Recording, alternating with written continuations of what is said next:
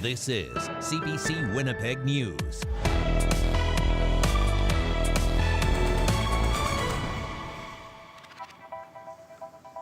Good evening. Thanks for joining us. A 16-year-old who seriously injured a student in a sword attack at a Brandon school had plans for more victims and bloodshed. That's according to police, who say the situation could have been far worse than it already was. He's now facing attempted murder charges. CBC's Chelsea Kemp has the latest on the broad daylight attack. Spartan strong, peace to all are among the messages written in chalk around Neelan High School. It's a show of support for the 15-year-old student violently attacked inside the school Tuesday. Ingrid Pullyblank says it was scary getting a text that her grade 10 teen was in lockdown. She helped decorate the sidewalks to support the injured boy and students traumatized by the violent attack. I think we're just trying to process how to feel and how to navigate this and how to support those who were affected more so. Brandon Police Chief Tyler Bates says officers arrived at the school minutes after being called about an armed person with a sword going crazy in the hallway. The school immediately went into lockdown, and Bates says the suspect was tasered and arrested. He says police intervened before anyone else was hurt. The suspect in this matter had malicious intentions, and we do believe that those intentions were interrupted, that the response of our officers prevented further bloodshed. A 15-year-old suffered serious stab wounds to the chest, forearms, hands, and thigh. He was taken to hospital and is now in stable condition. Lisa Park hopes the messages outside Neelan show him and his family the community supports them. It just really shows people that they're not alone in a time like this, and love is going to win. Sherry Connery's son is in grade 10. She says while they don't know why it happened, they want kids to feel safe coming to school. There's kids that saw and heard things that they shouldn't have to, and you don't think would happen in a city this size, but we'll all come together and we'll get through it. Police say they're still searching for a motive in the attack. The suspect also faces charges for possessing a weapon, uttering threats, and wearing a disguise. His next court appearance is scheduled for June 17th. Chelsea Kemp, CBC News, Brandon. There's some encouraging signs in Manitoba's wildfire emergency. People from Cranberry Portage are going to be allowed home Saturday. And as Josh Crabb reports, some other evacuated communities are working on plans to welcome people back. This is our suitcase. This is all we have. It's been 2 weeks since wildfire forced 5,000 people, including Teresa Bignell, from their homes in Flin Flon. This is where I do my laundry. Hotel rooms have become people's homes. Before that, Bignell stayed in a Winnipeg evacuation shelter. If it's safe, I'd be running back there. If I had wings, I'd fly home right now. Honest to God, it's like I just want to get home. Officials say the more than 300,000 hectare fire is out of control, and it's still not safe for people to go back. It's destroyed homes and other buildings in nearby Denair Beach. I hope this message finds you with a bed, with food, and with people around you. In an update on Facebook late Tuesday, the city's deputy mayor gave a glimmer of hope to evacuees. Allison Dallas Funk says officials are working on a plan for re-entry. Re-entry is not a timeline. It's based on condition. So I wish I could say in 14 days, but I can't. Dallas Funk says emergency crews are still focused on the firefight. She says people won't be able to go back until more progress is made and first responders are freed up. Hospital services would also need to be restored. At that point, the city can start looking at a phased re-entry. Flin Flon isn't alone. Chief David Moniz says Pimachikamak Cree Nation is also working to get people back home, but they can't say when.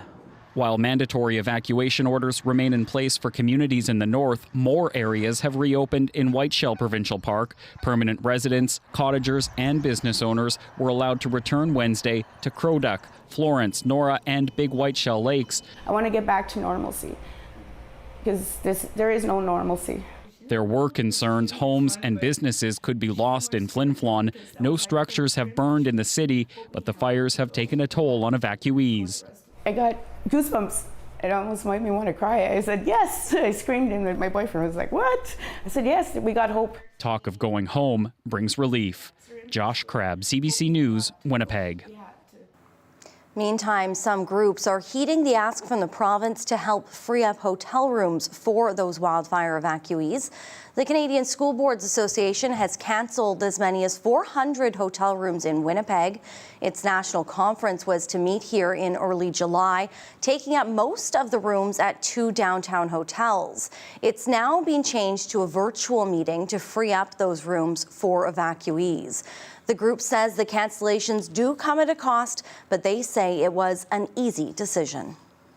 They have given us a credit for the room value, but notwithstanding that credit, in total, this decision probably means about $100,000 loss for the association.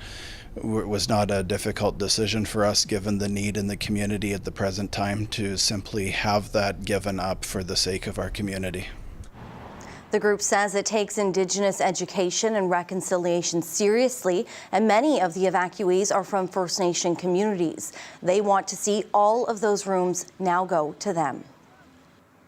A website claiming to represent a Flin Flon clothing store says its warehouse was destroyed in the wildfires that forced the evacuation of the city. But a closer look at the site shows that it's a fake and the store doesn't exist. The I-Team's Caroline Bargout reports. It's called Manitoba Mode. On the landing page, there's a photo of a building on fire and text saying, "This is the final goodbye." The company claims its warehouse in Flin Flon was destroyed by wildfires and that only a few pieces are left, which it's selling at deep discounts. There's even a countdown clock to imply urgency, which we found resets after it hits 0. Well, that warehouse does not exist in Flin Flon. We showed the website to Flin Flon's Mayor George Fontaine. He says he's never heard of the store and it's exploiting the situation. Some people, can look at that and your sympathy takes over rather than your common sense. It overrides your common sense. We did some digging, and there are a few tells that the site is a fake. The first is the fire trucks are just sitting in front of a burning building. There are no firefighters or water hoses in sight. When you zoom in, you see the words are gibberish. David Gerhardt heads the computer science department at the University of Manitoba. He says the photo looks like AI, a technology that will only get better with time. In the early days of AI, it couldn't draw hands very well, and so it would draw like 15 fingers or something like that. But today it draws hands just fine, and so some of these tells might be clear one day and fixed the next. He says AI is not great with text and photos together. Here, Manitoba is spelled incorrectly. Instead of an A at the end, there is an E. The website says Manitoba Mode has been around for 15 years, but when we did a domain search, we found it was actually created on May 29th, the day after a mandatory evacuation order was issued for the city of Flin Flon. 25 wildfires continue to burn in this province. More than 21,000 people have been forced from their homes. The fire that's threatening Flin Flon is more than 300,000 hectares in size. The city's mayor says no structures have been destroyed. There's enough bad things going on in Flin Flon right now that nature has provided for us. We don't need this kind of behavior from people around. So, no, it's disgusting. It's a terrible thing. A sponsored ad appeared on Facebook, but was taken down after CBC News contacted Meta, Facebook's owner. In a statement, the company said, "Deceitful advertising is against our policies, and we are removing the ads, accounts, and pages provided to us. We continue to invest in ways to detect and disrupt them." Manitoba Mode has also taken down its website after we reached out. Caroline Bargout, CBC News, Winnipeg. The Manitoba Métis Federation is warning people to be aware of other potential scams that are targeting evacuees in need. The MMF says spam emails are circulating that falsely claim to be from the Red Cross. In them, they request people provide banking information. MMF says these are fake and the Red Cross will not ask for any details to process payments. If you receive one of these emails, do not respond and don't share any personal information. Well, time for a first check on your forecast. A hazy day across parts of southern Manitoba today. Mix of sun and clouds, though. A couple of scattered showers in the southwestern corner of the province, and did see a couple of stray lightning strikes even up around Fairford through the supper hour here. Air quality statement remaining in place for southwestern Manitoba through Westman, all the way back through Alberta and Saskatchewan. This is not because of wildfire smoke in Manitoba that we're seeing. This is all smoke from Alberta and British Columbia now riding the jet stream and coming down into southwestern Manitoba. So another hazy one as we head into the evening tonight. Partly cloudy skies down to 9. The slightest chance of maybe a couple of raindrops first thing in the morning. Otherwise, a mix of sun and clouds. 13 degrees first thing in the morning, and another very seasonal but hazy day tomorrow across the south. 23 degrees in the afternoon with a northeast breeze. I'll have more on some rain coming to northern Manitoba when I come back. Some much needed rain. Yes. Thank you, Riley. You're welcome. Well, with so many kids being so far away from home, many are missing school. How they're keeping kids busy and what it means for their education. That's straight ahead.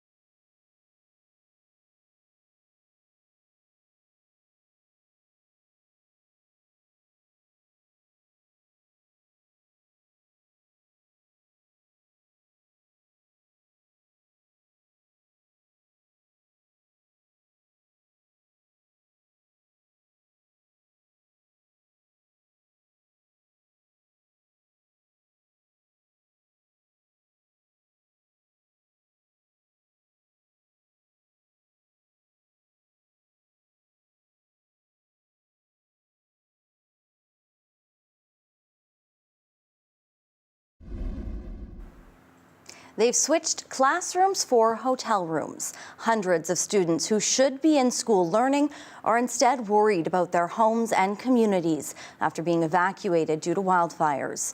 It's left many parents trying to fill their days and keep them busy. CBC's Rosanna Hempel has more.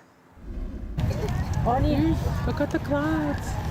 It's a welcome break for the children. Jessica Barkman's family has been cooped up in hotel rooms in Winnipeg since leaving Cross Lake 3 weeks ago. My oldest one, 5 years old, she thought we were all going to burn and we're terrified of the smoke. And adjusting to the city and the traffic have been difficult. But here, we're so isolated in a room where we have no access to public park. The Cross Lake Education Authority helped organize this field day for evacuees and their kids. Cheryl Flett's family is crammed in a hotel room too. Hectic, stressful, a lot of tantrums from the kids, wanting to go home. Flett's 9-year-old daughter is getting her face painted today. Back at the hotel, she's learning math. My daughter misses school, but then I help her do some stuff on her iPad. The Frontier School Division says at least 800 of its students have also been displaced due to wildfires. It's the most significant evacuation the division has experienced. Even more students have been affected by school closures due to smoke. Chief Superintendent Tyson McGilvery says for now they're prioritizing student well-being. We're hopeful that most of our communities will be repatriated back and we can resume normal school functions, hopefully for the last 2 weeks of the school year. As soon as we have the okay to get back into community, we'll re-engage our kids and making sure that they're in a good place to enter into their next grade level. The Cross Lake Education Authority says they're getting ready to hold additional classes and graduations in Winnipeg, should the evacuation extend much longer. For now, they hope this helps ease the transition. Rosanna Hempel, CBC News, Winnipeg. Fire paramedics and bus drivers. They're two jobs that seem to experience some of the highest rates of workplace injuries among city workers. And the cost of those claims is weighing heavily on the city's finances. CBC's Cameron McLean has more. You're here by yourself, just you. Increasing calls for service, an ongoing drug epidemic, and rising rates of violence are all factors driving up workers' compensation costs for the city of Winnipeg. Fire paramedics and bus drivers faced the brunt of the problems in 2024, leading to more time off and payouts. But what the Workers' Compensation Board claims really reflect is the health of our city staff. Workers' compensation costs have risen steadily, more than doubling over the last 5 years. In 2024, costs increased from more than $19 million to more than $25 million, a 31% jump. More than half of the claims were related to psychological stress. Mayor Scott Gillingham says the city is working to bring down those costs. There has to be this balance between making sure we're doing all we can to get our city staff healthy, rehabilitated where possible, and back into the workforce as quickly as possible. A survey earlier this year of more than 200 paramedics found 93% had experienced violence on the job. The head of the Winnipeg Transit Union says there are currently 44 drivers off for mental health injuries. Public Works Committee Chair Janice Luke says the nature of the jobs has changed. It's just a really strange world out there right now. People are really, it's drugs. It's drugs that we're seeing all kinds of psychosis. The head of the Winnipeg Firefighters Union says staffing ratios haven't kept up with demand for service. Simply put, our population has grown, our call volume has skyrocketed. The men and women that are riding our fire trucks are being exposed to unsustainable volumes of calls during their shift. A report on reducing workers' compensation costs is expected to be delivered to Council later this year. Cameron McLean, CBC News, Winnipeg. American and Canadian environmentalists are trying to block two massive dairy farms planned in North Dakota. They say the farms are a threat to the Red River and Lake Winnipeg. The farms would have more than 37,000 dairy cows. One would be just over a mile from the Red River. The other would have waste lagoons in the Red River floodplain. The problem is that by the very nature of their operation, having this many animals in that small a space, generating that much waste untreated, makes it difficult to find a place to put these things safely. but particularly next to the river. They met with Manitoba's Environment Minister today, and they want the matter to be investigated by the National Joint Commission. Marymount held their annual Indigenous Peoples Community Gathering and Powwow today.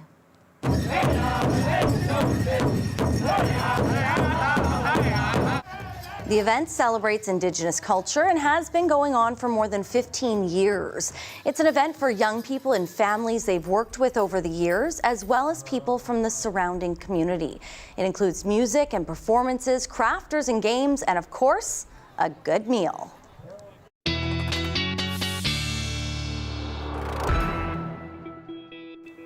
It's the way to many hearts through our stomachs. Exactly. There's also going to be good food somewhere else tomorrow. The home opener for the Winnipeg Blue Bombers. Yeah, had to dust off the old football weather graphic just for the occasion. 7:30 tomorrow evening kickoff. We are looking at gates opening around 6:30, so should be a pretty pleasant evening for that. Perhaps a bit hazy at times, but other than that, we're looking at a pretty decent night for some football as we get through the next evening here into the day on your Thursdays tomorrow already. So looking at the forecast for that home opener, 7:30, as I mentioned, 22 degrees or so, a bit cloudier than it was today, perhaps hazy at times. Northeasterly wind, 15 gusting to 30 as we get through the beginning of that game. We'll start to see winds dropping off 20 degrees by halftime, sun setting closer to 10 p.m. So should be a good evening of football in Winnipeg. I did mention I was tracking some rain as we get through the next several days here through northern Manitoba in particular. I'll start by stopping at 5 o'clock in the morning on Thursday. You can see Futurecast depicting the slightest chance of a few showers through the Inner Lake. Maybe some of this sinks as far south as the Red River Valley, but other than that, we just get a little bit of cloud cover, a bit more cloud than we saw today across parts of southern Manitoba, but it's what is coming Friday into Saturday that I'm watching. Another area of low pressure making its way across Saskatchewan. This one looks to bring a promising steady rain to parts of northern Manitoba, but I will caution this is still several days out and lots could change between now and then, particularly with the track of this in the amounts that we're looking at. So just a little bit of caution there, but this does look promising at this point for places like Flin Flon through Norway House, even as far north as Lynn Lake, looking at some measurable rain as we get toward the weekend. What this translates to, and again, this is several days out yet, is the potential for 15, 20 millimeters of rain. This particular model indicating up to 40 millimeters of rain in Flin Flon. I wouldn't read too much into these numbers just yet, but it is looking like a measurable rain at this point coming to parts of northern Manitoba. You may have noticed a bit more haze across southern Manitoba. Again, I know we did have some of those air quality statements in place through parts of Westman. This is because of some smoke that is riding the jet stream. Bit of a ridge has formed, and that's pushing some of this down into southwestern Manitoba. But as we get Thursday into Friday, we see more of a northeasterly shift in those winds, and that will help to start diffuse some of that and push in some cleaner air across southern Manitoba. So tomorrow likely to be a bit hazy once again, but as we get Friday and certainly into Saturday, I think we're looking at that smoke dissipating a little bit as we go toward the weekend here. So very seasonal tomorrow, 23 degrees, slightest chance of a shower first thing in the morning, 24 for Friday, and then we can't forget about Father's Day, Brittany, on Sunday, mainly sunny, 27 degrees. Time to celebrate. Yes, thank you, Riley. You're welcome. We need to take a very quick break. Much more to come straight ahead. Stay with us.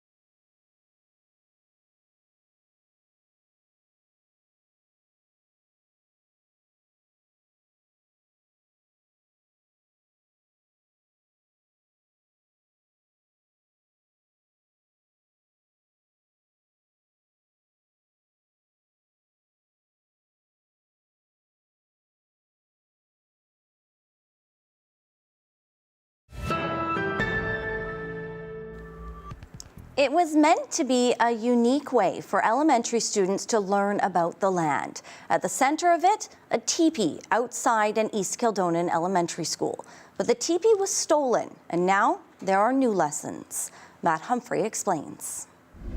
This is where students at Angus Mackay Elementary School were going to learn about the land. Teachers had set up a teepee to teach students about the summer solstice, along with Indigenous Peoples Day on June 21st. It was set up right here. It was quite large. But now educators are making different plans because, as you can see, the teepee is gone. The teepee was supposed to be on the front lawn of the K-5 school for 2 weeks. Principal Jean-Paul Rochon sent teachers to knock on doors nearby, but no one has any leads so far. Well, there's lots of teepee teachings that the kids could do if we think about land-based learning. If we're going to talk about learning from the land and learning about different cultures, it would be important to learn within the context of those pieces. Rochon says the teepee was on loan from an Indigenous knowledge keeper. At 14 feet tall, it took about an hour and a half to set up Monday afternoon. By Tuesday morning, it was missing. We've had lots of offers for teepees. We have a family that lives in our community has offered to set up their teepee for the day. We've had other people reach out and talk about how they can, help make things right, whatever. That same knowledge keeper sent a second teepee, now set up in the library. Chelsea Dick is a member of the Parent-Teacher Association. This isn't the kind of thing that you can just tuck under your jacket and walk off with. So I honestly, I don't know. I don't know how it was done. I don't know how someone managed to do it undetected. It's a very quiet neighborhood. And parent Kelly Johnson thinks there's a lesson in the theft. I know that some of the elders were notified that this happened, and they had a really kind of a beautiful perspective on the situation. I heard that one of them had said, if someone took it, maybe they had a greater need for it than we did. On social media, hundreds in the community have expressed their upset feelings over the theft. A police report has been filed. The principal of the school says he hopes the teepee is returned, and if it is, there will be no questions asked. Matt Humphrey, CBC News, Winnipeg. Several world leaders will be in Alberta this Sunday for the start of the G7 summit. But the guest list is not restricted to those from the 7 countries in the group. The heads of India and Saudi Arabia are also invited, and that's put the Carney government on the defensive. Olivia Stefanovic explains why. Hi, sir. Why are we inviting Modi and MBS to the... As the Prime Minister prepares to host international leaders next week in Kananaskis, Alberta, Mark Carney's G7 guest list is facing criticism, even within his own caucus. It is a damaging thing because we Canadians are known in the world as caring and compassionate and people who love human rights. Carney privately met this morning with about a dozen Liberal MPs who pushed back against invitations Carney sent to Saudi Arabia's Crown Prince Mohammed bin Salman, although he's not coming, and India's Prime Minister Narendra Modi, both accused of human rights violations. And the killing of a Canadian citizen. This will be Modi's first trip here, since his government was accused of killing Hardeep Singh Nijjar and targeting other Indian dissidents in Canada. It's not a good idea, but now he's invited. We have to move forward. Liberal MPs say Carney can press Modi to stop his government's interference in Canada, while also using the visit to send a message to U.S. President Donald Trump. At this time of crisis, we need to be able to collaborate. There are opportunities for Canadian businesses from around the world, and India is a big part of that. Critics say the thaw in relations comes with a price. This government has consistently and very clearly chosen profits and the economy over human rights. I think this is a betrayal of not just our community, but of Canadian values. It's a difficult balancing act for the Prime Minister. An act this global affairs expert says Carney is hoping will pay off long term. Part of the G7's role is to facilitate cooperation on some very big issues like the global economy, critical minerals, transnational crime. And to deal with those issues, you do need big actors around the table. But there are limits to that strategy. The Prime Minister's office says extending G7 invitations to Russia and China are out of the question. Olivia Stefanovic, CBC News, Ottawa. There may be some movement on a potential trade agreement between Canada and the U.S. Sources tell CBC News negotiators from both countries are working off the same outline, but they also warn there's still much work ahead. Katie Simpson reports. Negotiations between Canada and the U.S. have gotten to a point that a document outlining a potential agreement has been shared back and forth by officials in Ottawa and Washington. That is, according to 3 sources with direct knowledge of the information. Prime Minister Mark Carney and President Donald Trump will ultimately be the ones making final decisions. Those sources say a deal is not imminent. More work needs to be done, and they are not expecting an agreement before the G7 summit in Alberta next week. We have learned more about what's in this document, though. According to one source, it includes a commitment from Canada to participate in the Golden Dome missile defense strategy. That is a controversial proposal from U.S. President Donald Trump that could cost hundreds of billions of dollars and take years to develop. It also highlights Canada's recent commitment to meeting its NATO defense spending targets, Canada's plan to make further security investments in the Arctic, and previously announced measures to highlight border security. Canada is pushing for tariff relief from the Americans, but what the Trump administration is willing to commit to at this point remains unclear. There are a wide range of tariffs imposed on Canadian goods, though there are also carve-outs and exceptions in some cases. The biggest challenge right now is the higher tariff just imposed on both steel and aluminum. Most U.S. trading partners are now facing a 50% tariff, and that's not something Trump appears to be willing to back away from anytime soon. The talks, I am told, are making progress, but one thing to keep in mind is that Canadian officials are dealing with the Trump administration, which has been preoccupied by protests in Los Angeles and trade negotiations with China. And making things even more complicated, of course, is that the president himself is unpredictable. Katie Simpson, CBC News, Washington. Now, protests against Donald Trump's immigration crackdown are spreading beyond Los Angeles to other U.S. cities. The unrest in L.A. began last week when federal agents carried out raids against undocumented migrants. Trump sent in thousands of National Guard troops in response against the wishes of California officials. CBC's Chris Reyes has the latest. President Trump's military operation in Los Angeles continues for another day. So far, 4,700 personnel, including 700 Marines, have been deployed. So strictly for the protection of the federal personnel and the protection of the federal building, they're allowed to temporarily detain and wait for law enforcement to come and arrest them. They do not do any arrest. They're strictly there to detain, to wait for law enforcement to come and handle those demonstrators. How are you? From the White House, a warning for anyone with plans to protest and block the work of ICE agents. And let this be an unequivocal message to left-wing radicals in other parts of the country who are thinking about copycatting the violence in an effort to stop this administration's mass deportation efforts. You will not succeed.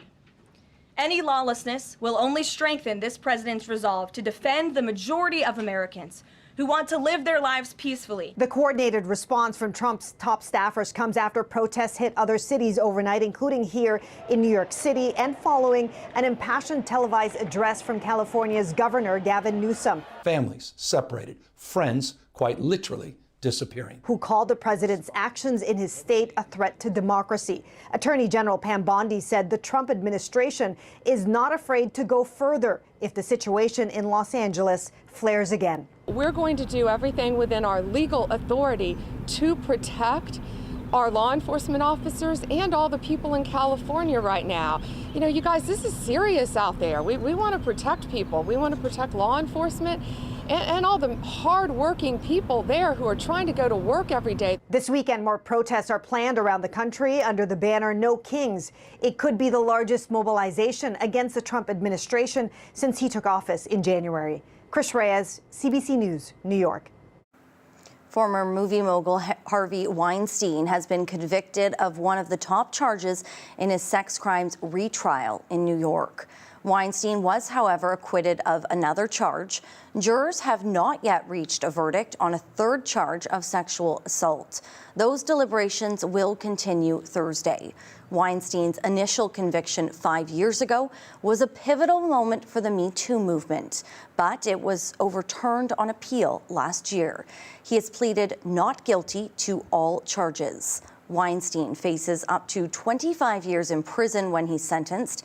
He also faces a 16-year prison term for a separate rape conviction in California. The creative genius behind the Beach Boys has died. Brian Wilson was considered one of the world's most influential composers and recording artists.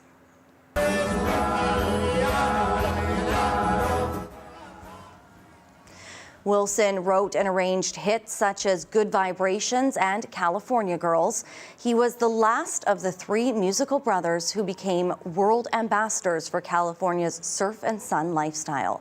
The group's harmonies, melodies, and complicated arrangements also inspired the Beatles. Wilson was tormented by mental health issues, but returned to recording and performing later in life. His last public appearance was just over a year ago. He'd been suffering from dementia. Brian Wilson was 82. Staying behind to protect their property. As wildfires rage closer and closer, this group from Saskatchewan dug deeper to make sure their homes and others stayed standing. More on their heroic efforts ahead.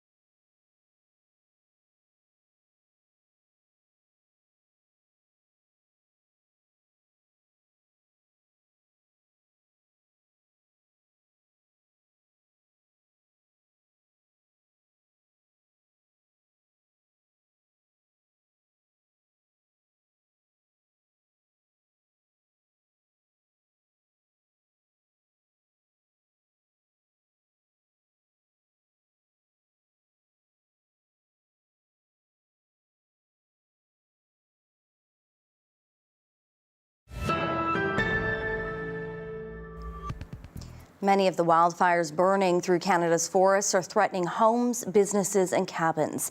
But some people are ignoring evacuation orders and staying behind to protect their properties from the flames. That includes a group of neighbours in Saskatchewan's Narrow Hills Provincial Park. Aaron Collins has their story. It's the kind of view worth fighting for. And at Lower Fishing Lake this spring, that's just what happened. Like many parts of northern Saskatchewan, this park under threat from fast-moving wildfires. On the ground, a group of locals staying behind, digging in to beat back the flames. When things got close to home here, it was all hands on deck to come here and save the cabin. We're still fighting here. It's right at Rangers Beach now. A handful of men fighting a wall of fire. Dad and I, and then 3 other cabin owners, Rick, Lenny, and Greg. The blaze just a stone's throw from their cabins, history repeating itself. This family fought a similar fire along the same road nearly 50 years ago. Grandpa's been gone for quite a few years, and Dad said, you know, I feel okay, I feel Grandpa here. Like, he was with Dad fighting it in 77, and he said, Grandpa's helping us out too. There were losses in this firefight. A forest scorched, the local hall gone, but every cabin saved. A lot of people would probably ask you, why did you do this? Yeah, get that question a lot. I guess it's just for the decades and decades of memories that are in these places, all these cabins. It's like a family in here, I feel. Like it's, yeah, everybody's got each other's back, and if we weren't able to be here, I know that other people would have come up. The fire that came through here, just one of hundreds burning across Canada. There's places in northern Ontario, northern Alberta, northern BC, all burning right now. And you hear of all the other locals that are sticking around. So it's not just us. There's so many people right now that are fighting for their own houses and their own communities and forests. But for now, this fight is over. This place, safe. Aaron Collins, CBC News, Lower Fishing Lake, Saskatchewan.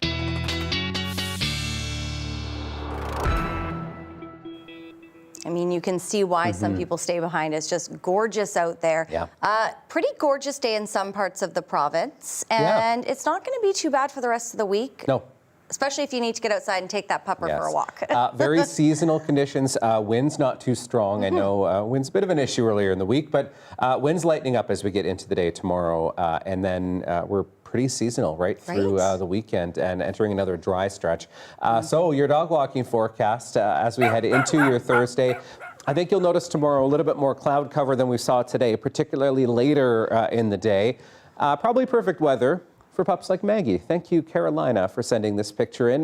You can send yours, the talkback at cbc.ca. So 13 degrees first thing in the morning, looking at light northeasterly winds, some gusts perhaps up to 30, but nothing too crazy out there tomorrow. 23 degrees, very seasonal in the afternoon, and then you'll notice that cloud building in as we get late afternoon into the early evening. So we have a bit of a ridge that has built, a really weak ridge that has built, and that's what's helped kind of push some of that wildfire smoke from British Columbia and Alberta down into southern Saskatchewan, southern Manitoba. That's what's prompted some of those air quality statements on the western side of the province. Some heat to the south of that, but this does start to collapse a little bit as we get toward the weekend, as we see a bit of a cooler airflow to the north of us, allowing some cooler air in from the Arctic, from Hudson Bay, helping that wildfire fight in northern Manitoba. 8 degrees in Thompson right now, 22 in both Portage la Prairie and Winnipeg, 21 in Brandon, 20 in Swan River. Overnight tonight, partly cloudy skies, mostly clear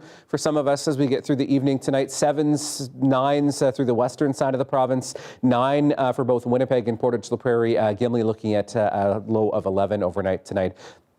Again, very seasonal, very comfortable to sleep with the windows open tonight in particular. Looking at 7 degrees in the Pas and OCN, 4 in Norway House, and close to freezing once again, thanks to those northerly and northwesterly winds pulling some cooler air off of Hudson Bay through Gillam and Shamattawa overnight tonight. A few clouds through northwestern Manitoba, maybe a few sprinkles out of some of this as we get through the afternoon hours tomorrow. Other than that, looking at a mix of sun and clouds across the north. 16 in Thompson, Tuduli Lake looking at 17 tomorrow afternoon. Mostly sunny skies in the south. Early in the morning, maybe a couple of stray showers into northwestern Ontario, but temperatures again very seasonal for this time of the year.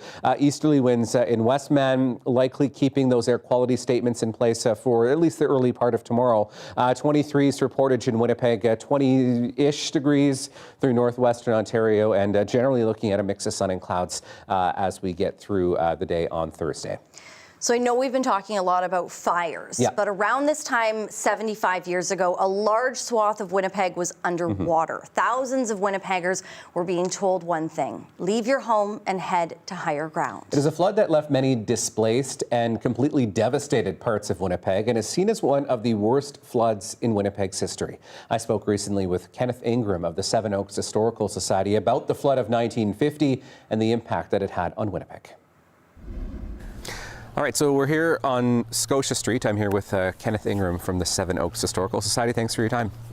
So, nice spring day today here in the neighborhood. I imagine things looked a lot different 75 years ago in 1950. We're talking about the flood, of course. Absolutely, yeah. 75 years ago, plus a few weeks, this area was just full of water, and we're talking 5-10 feet tall in lots of properties. The first floor totally full of water, and people were being evacuated, told to leave their homes and wait until it recedes. So, I mean, what would the average Winnipegger have experienced at that time?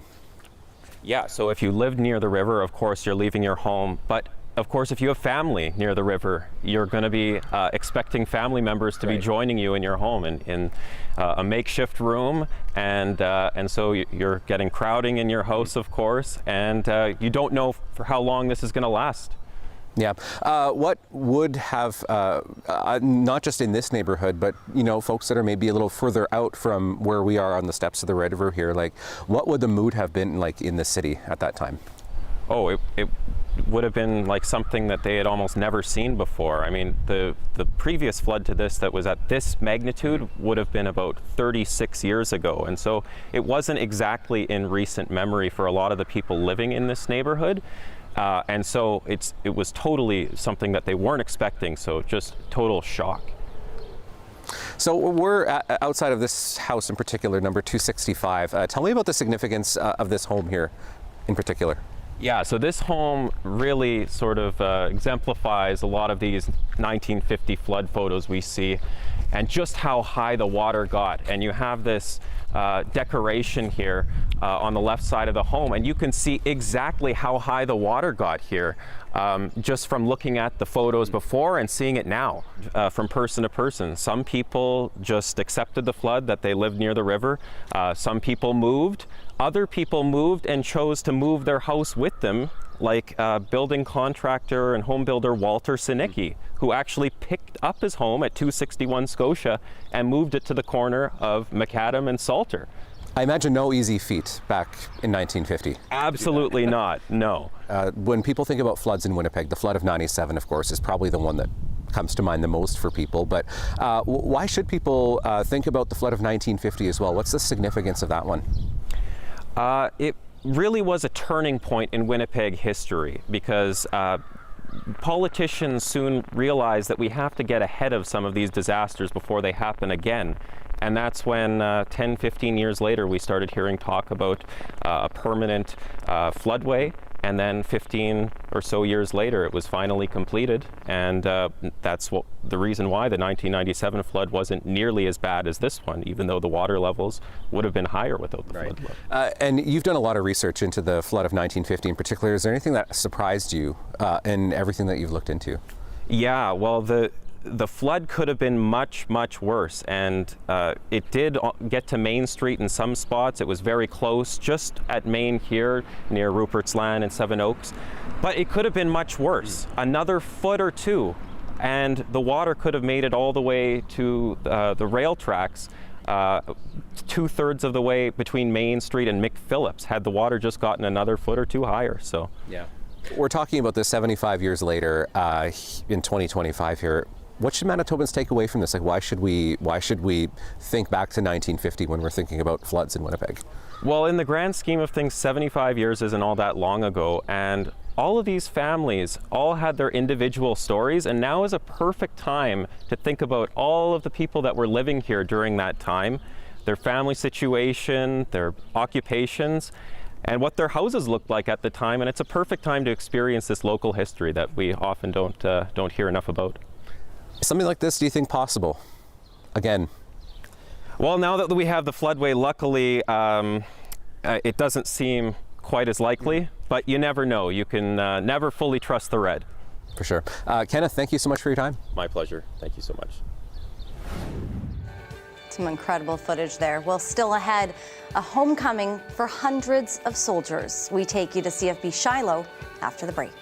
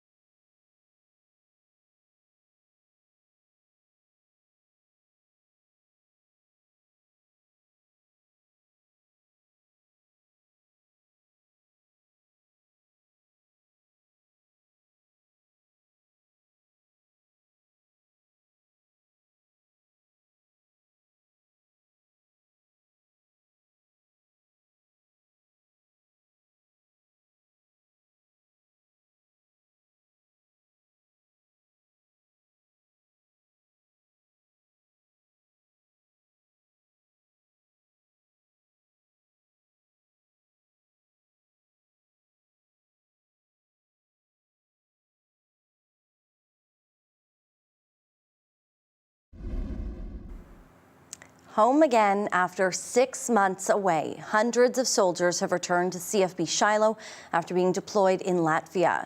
Sergeant Ryan Gilks was one of them, and he got the warmest welcome from his 4-year-old son. Gilk says they were part of an ongoing mission called Operation Reassurance. It was part of Canada's contribution to NATO's measures to discourage aggression in Central and Eastern Europe. I think we are making a difference. It is nice we're there and see how other nations do things, especially for me being an artilleryman, seeing how the other nations' artillery does stuff. The Canadian Armed Forces says that operation involved about 1,000 members from the Army, Navy and Air Force. That makes it the single largest overseas operation for Canada right now.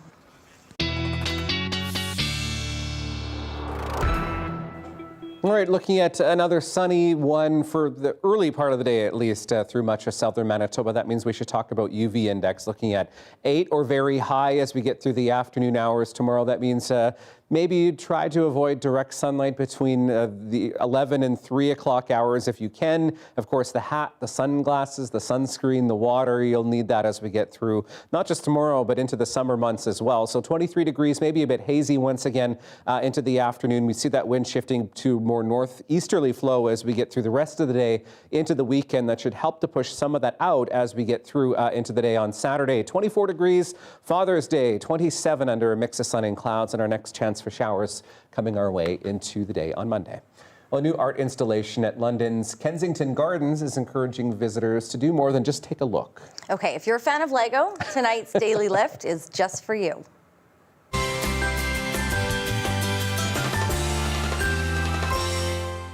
So we're trying to encourage people to take a moment out of their day and to embrace their inner child and to grab some Lego bricks and see what their imagination. Well, the structure made with Lego bricks is titled the Play Pavilion. Veteran British architect Peter Cook is behind the design. He says he never really even played with Legos before this. We wish we could show it to you. Along with the colorful castle and the yellow slide, there are workstations set up as well where kids and even adults can unleash their imagination. Just use yours. Professional Lego builders are on site to help visitors overcome any creative blocks. It happens. Technical problems happen. Gremlins. It's okay. You can imagine. We're all good at using our imagination. Yeah, exactly. We'll have a wonderful night. We will be back here. Can't even speak right now. Back here tomorrow night. See ya.